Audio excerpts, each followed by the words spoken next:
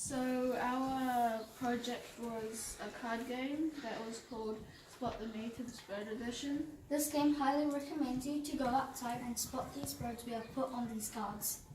These cards will have questions specifically about the native birds in New Zealand. There will be one scorekeeper and up to 6 players, including the scorekeeper. You can choose a max score. If anyone reaches the score, they win. You can get points by answering these questions right or completing challenges.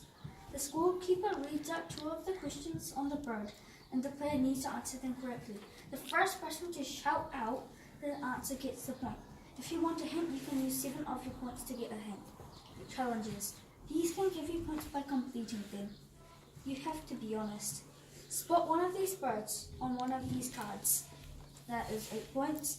Plant a tree or plant, 14 points. Go outside and do some exercise, 11 points.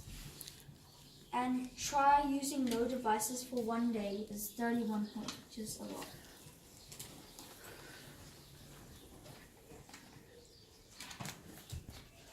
So these are the answers for the scorekeeper and these. And then you get one of these when you complete a challenge. Then you add, but Mr. Mac has a scoreboard. No, because he's eliminating.